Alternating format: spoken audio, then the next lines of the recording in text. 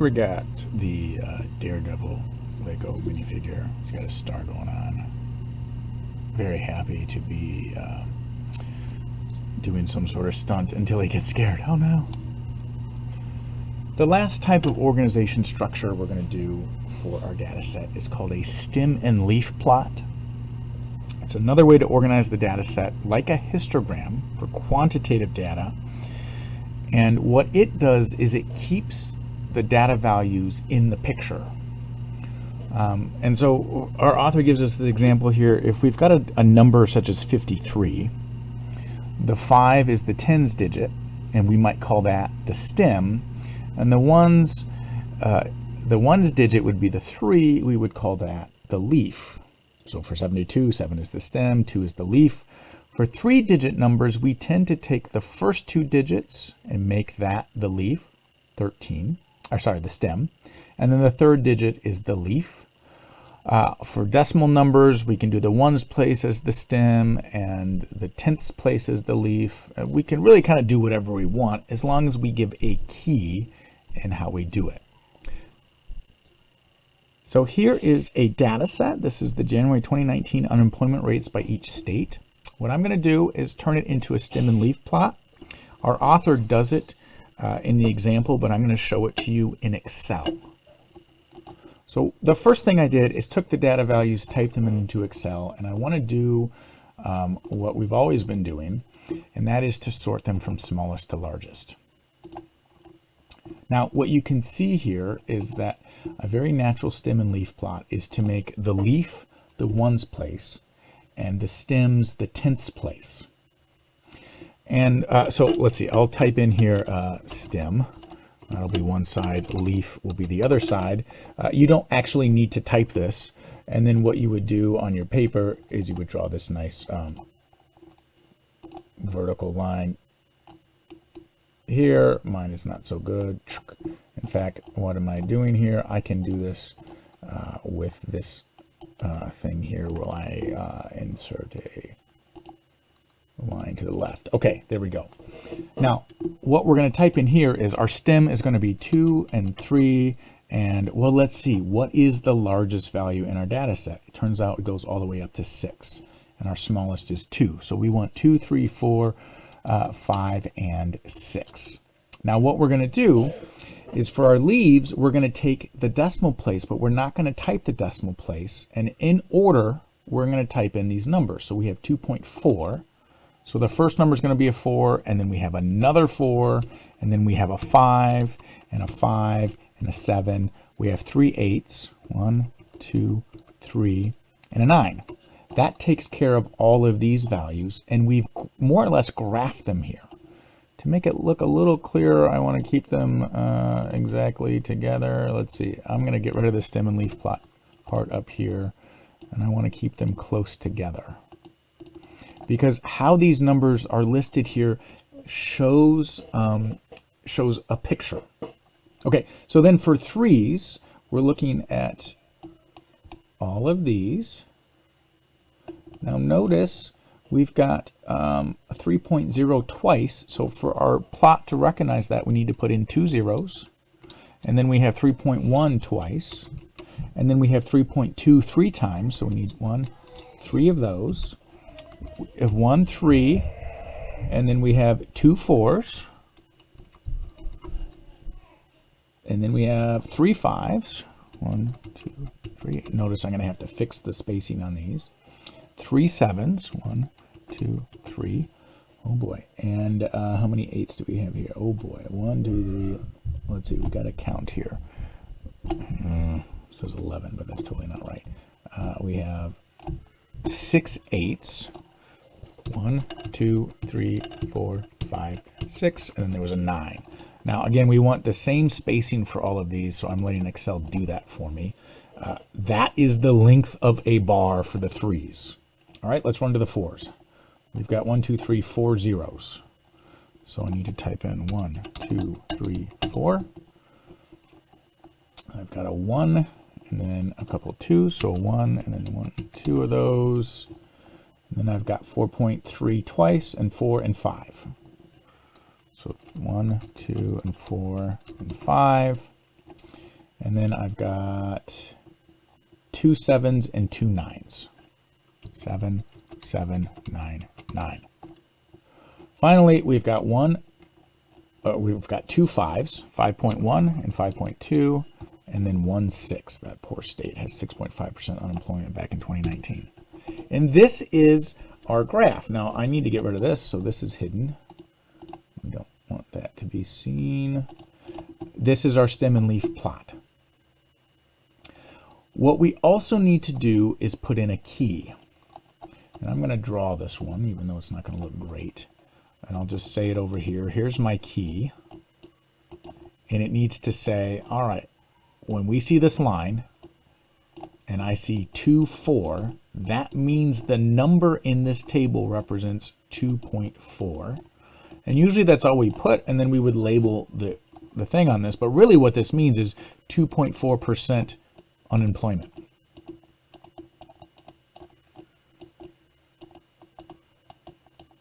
That's what's going on here. So if I then picked, say, this number, what I know this number to be is 4.5% unemployment. That's what that particular data value is.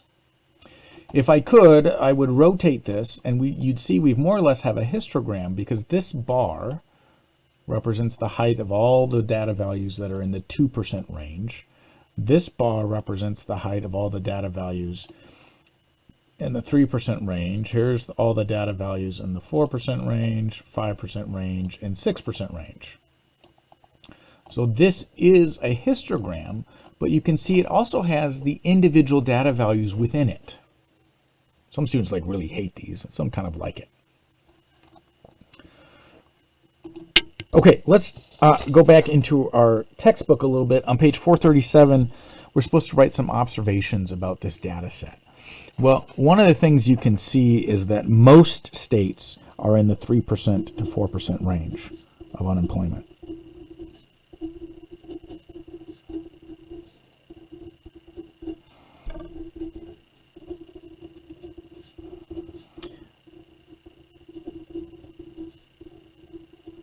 In January of 2019. That was probably not as obvious if we were to look at just the raw data set, right? That is a little harder to see just looking at these numbers, where it's very quick to see when we look at the stem and leaf plot. We could have done some different numbers. We could have split these into halves, so going from 2.0 up to 2.5. And our author asked us to do that. Here's the high temperatures that we did back a couple videos back. This is the stem and leaf plot for that. This only has 4 classes for that, and it doesn't really break up the data very well. Notice our key says that the leaf here is the hundreds place and the stem is the ones place. So if I were to just say, what is this number right here? That is 120 degrees Fahrenheit is the maximum temperature for a particular state. The author then asks us to take the data set and break it into more classes. So breaking up the 110 to go from 100 degrees up to 104 degrees, kind of like what we did in the histogram. So if I go back to the table in Excel, back to the raw data, what we're looking at is this would be one of the stems from 100 to 104, all of those. This would be the next one, and then the next one, and the next one, the next one, and the next one, right? So this more or less matches what we're doing here, although they go, he's doing it a little bit different because he's really breaking it from 100 to 105 and then 106 to 110. Another thing that you really need to do with your data values is organize them from largest to smallest. So here is all the numbers that would go into the 105 category, the 100, 0, and then here's all the ones that would go into the 100 to 105. 110 to 111, and so 110, and then 110 to 115, and so on and so forth. So let me change the screen back to writing. I'm going to write this one. And I'm copying, boy, this is going to be hard to show you. I'm copying from Excel onto here. So in Excel, we have 1, 2, 3, 4, 5 values that are from 100 up to, well, let's stick with our categories. From 100 to 104, we have 3 values. So our leaves would be 0, 0, 4. And then from 105 to 109 is the next set. We would have 5, 5, 6, 6, 7, 8, 9, 9. And then at the 110 bit, we have 110 up to 114.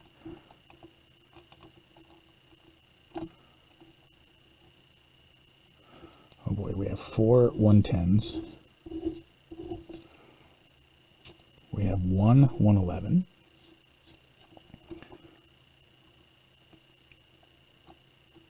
Four 112s. 1, 2, 3, 4. You can see I didn't space these very well. It's hard to do this by hand. 3 113s and 4 114s. And then 115 up to 119 is the next set. So this would be 12-0 for this one. Here we got a 5, 5, 6, 3 7s. Ooh, a whole lot of 8s. How many is that? That is 6 8s. And then 1 9. And then for our 120s, there are 4. 1, 2, 3, 4. And then 2 121s, and then a 122. And we got a 12 5. There's a 125 and a 128.